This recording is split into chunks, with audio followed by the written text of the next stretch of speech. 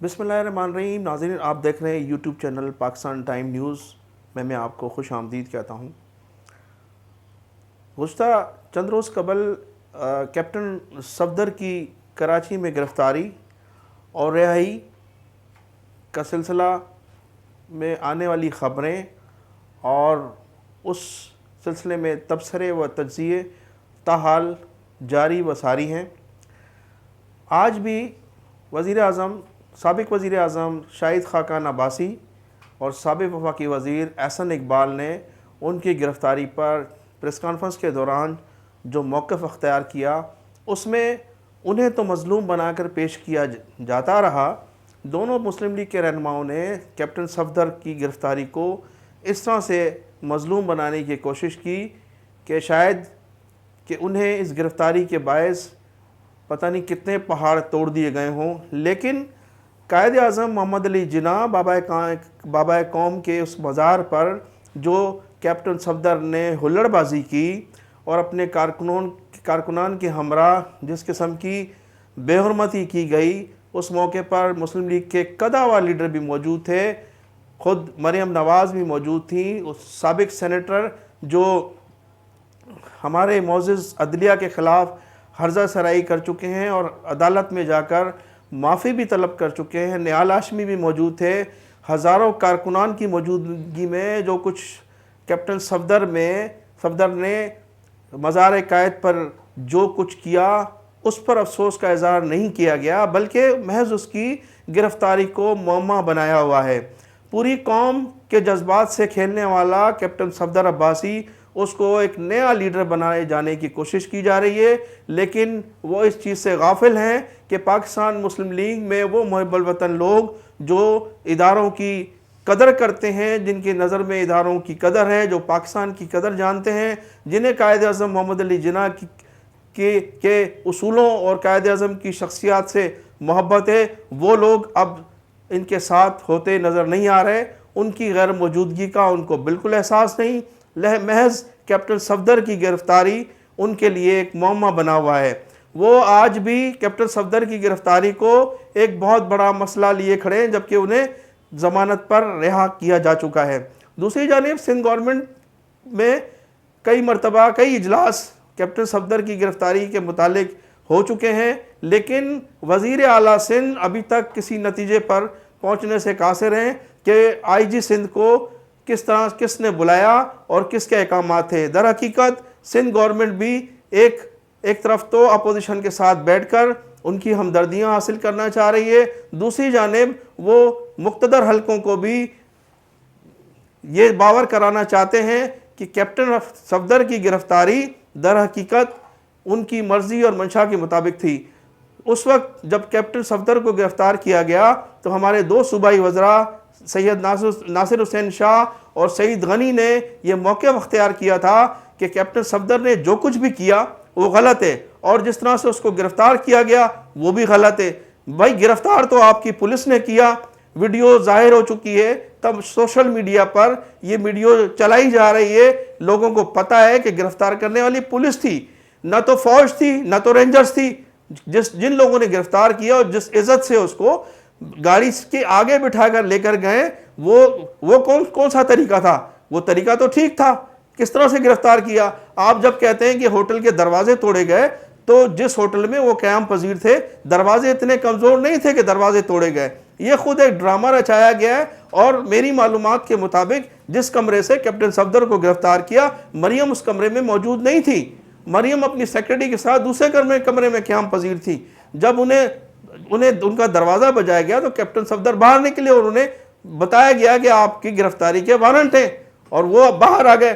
اگر دروازہ توڑ کر پولیس اندر داخل ہوتی تو لامالا ان کی پوزیشن بھی بڑی خراب ہوتی، لامالا کپڑے بھی پھٹے ہوئے ہوتے، ان کے بال بھی بکھرے ہوئے ہوتے. وہ بڑے آرام سے کیپٹن صفدر بڑے سکون کے ساتھ انہوں نے چادر بھی اٹھائی ہے اور اپنی دوائیں بھی ساتھ لائے ہیں، اور باہر آ کر انہوں نے نعرے بازی بھی کی ہے. اور پولیس نے، ہماری سندھ کی پولیس نے انہیں باعزت طریقے سے گاڑی کے آگے بٹھایا اور آگے بٹھا کر ان کو تھانے لے کر گئے. تھانے میں بھی انہیں وی آئی پی پروٹوکول دیا گیا، سارا دن وہ وی آئی پی پروٹوکول میں رہے، 32 قسم کی انہوں نے کھانوں کی فرمائش کی، انہوں نے بوتلوں کی فرمائش کی، انہیں منرل واٹر پیش کیا گیا۔ اب اتنا کچھ پروٹوکول کے بعد جو آج واویلا تھا، جو شاہد خاقان عباسی اور احسن اقبال نے جس قسم کے ڈرامے بازی پریس کانفرنس میں کرنے کی کوشش کی، وہ سندھ کو بدنام کرنے کی سازش ہے۔ ایک طرف تو وہ کہتے ہیں کہ سندھ گورنمنٹ اور آئی جی سندھ کو ہم سلام پیش کرتے ہیں، دوسری جانب ان کی گرفتاری پر واویلا مچا رہے ہیں۔ آپ کیپٹن شاہد خاقان عباسی خود وزیر اعظم رہے ہیں، کیا کبھی ان کو بالکل یہ احساس نہیں ہے کہ وہ جس ملک کے وزیر اعظم رہے ہیں اس کے قائد کے ساتھ جس قسم کی قائد کی مزار پر جس قسم کی بے حرمتی کی گئی ہے، ان کو مذمت کرنی چاہیے تھی۔ ان کو مذمت کرنے کے بجائے وہ اس کیپٹن صفدر کی خوشامد کر رہے ہیں جس کی وجہ سے وہ وزیر اعظم بنائے گئے ہیں۔ تو میری یہ عرض ہے کہ جناب آپ دوبارہ وزیر اعظم بننے کے لیے مریم نواز کی خوشامد کرنے کے بجائے اللہ تعالیٰ سے دعا کریں کہ اللہ تعالیٰ آپ کو دوبارہ وزیر اعظم بنائے۔ مریم نواز آپ کو دوبارہ وزیر اعظم نہیں بنا سکتی جب تک اللہ تعالیٰ کی آپ خوشنودی حاصل نہیں کر سکتے۔ ناظرین، 16 اکتوبر کو گجرانوالہ میں ہونے والا پی ڈی ایم کے زیر اہتمام جلسہ، جس میں کہا یہ جا رہا تھا کہ یہ 16 اکتوبر کو جو جلسہ عام منعقد کیا جا رہا ہے، اس 16 اکتوبر کو ہمارے ملک کے پہلے وزیر اعظم جناب شہید ملت لیاقت علی خان کی برسی کا دن ہے، اس لیے اس تاریخ کو جلسہ عام مسلم لیگ کی جانب سے جلسہ عام منعقد کیا جا رہا ہے۔ لیکن پورے جلسے میں جو کئی گھنٹے جاری رہا، رات 2:30 بجے تک لوگ موجود رہے، کسی سیاسی لیڈر نے نہ تو لیاقت علی خان کے لیے دعا کی، نہ ان کے لیے دعا کرائی گئی، نہ ان کی پاکستان بنانے میں جو خدمات تھیں ان کا اعتراف کیا گیا، نہ انہیں اپریشیٹ کیا گیا۔ منافقت کی انتہا یہ ہے کہ وہ لیڈر جس نے قائد اعظم کے ساتھ مل کر، وہ قائد اعظم کے بازو تھے، انہوں نے قائد اعظم کے ساتھ مل کر اس ملک کے لیے جدوجہد کی، اس ملک کو بنانے میں ان کا بڑا کردار تھا۔ وہ اتنی بڑی جائیدادیں ہندوستان چھوڑ کر آئے کہ اگر وہ کلیم داخل کرتے تو آدھا پاکستان ان کے کلیم میں چلا جاتا، لیکن انہوں نے کوئی کلیم داخل نہیں کیا۔ وہ جب شہید ہوئے تو ان کے پھٹے ہوئے کپڑوں میں چند سکے تھے، اور آج بھی جو دہلی میں ہمارا پاکستان کا سفارت خانہ ہے وہ بھی لیاقت علی خان کی ملکیت ہے۔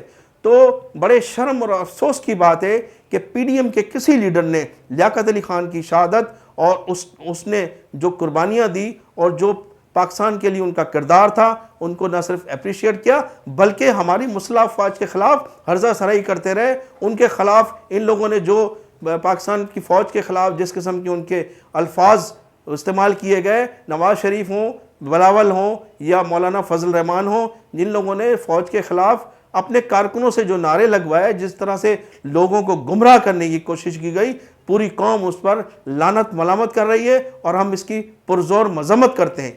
ناظرین، میں پاکستانیوں کو آج نیم خوشخبری دینا چاہوں گا کہ پاکستان کو جو ہے وہ گرے لسٹ میں جو آلریڈی تھا وہیں اس کو رکھا گیا ہے۔ جو خبریں آ رہی تھیں اور جو ہماری اپوزیشن جماعتوں نے ہندوستان کے ایجنڈے پر عمل کرتے ہوئے ہمیں بلیک لسٹ میں ڈالنے کی جو بھرپور کوشش کی تھی، شکر الحمدللہ ہم لوگ بلیک لسٹ میں نہیں گئے۔ ایف اے ٹی ایف کے اجلاس میں ہمیں گرے لسٹ میں ہی رکھا گیا ہے۔ لیکن اگر جو ہماری کاوشیں تھیں اور جو ہمارا اس وقت اسٹیٹس ہے، اگر انصاف کیا جاتا تو ہم آج وائٹ لسٹ میں آ سکتے تھے، لیکن بین الاقوامی سازشوں نے اور اس کے پس پردہ گوادر پورٹ اور سی پیک جو چائنا کے ساتھ ہمارا سلسلہ چل رہا ہے، اور اس کے علاوہ ہمارے وزیر اعظم اور ہماری حکومت نے جو اسرائیل کو تسلیم نہ کرنے کا جو اعلان کیا، اس کے بعد ہمیں گرے لسٹ میں ہی رکھا جا رہا ہے۔ اگرچہ ہم نے جو ان کے جو 27 نکات دیے گئے تھے، ان 27 میں سے ہماری حکومت نے 11 نکات جو ہے اس پر عمل کیا ہے، چند نکات رہ گئے تھے۔ 11 نکات پر عمل کرنے کے بعد ہمیں وائٹ لسٹ میں شامل کیا جانا تھا، لیکن ایسا نہیں ہوا، بین الاقوامی سازش تھی۔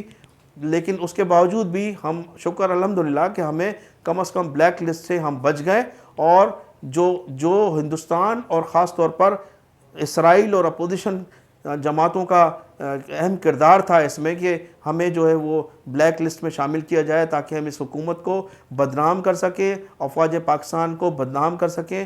ہم اللہ کا شکر ہے کہ ہم اس لسٹ میں شامل نہیں ہوئے اور اب گرے لسٹ میں ہی موجود ہیں۔ اس کی وجہ آپ کے علم میں ہے کہ ہم جن حالات سے گزر رہے ہیں اور جو سی پیک جو ہمارا مستقبل ہے، ہماری قوم کا مستقبل ہے، اور جو ہمارا ایک اصولی فیصلہ ہے کہ ہم کبھی بھی اسرائیل کو تسلیم نہیں کریں گے، اس کی وجہ سے ہمیں وائٹ لسٹ میں شامل نہیں کیا گیا۔ اللہ تعالیٰ ہمیں انشاءاللہ تعالیٰ پھر کبھی ہم وائٹ لسٹ میں ضرور شامل ہوں گے۔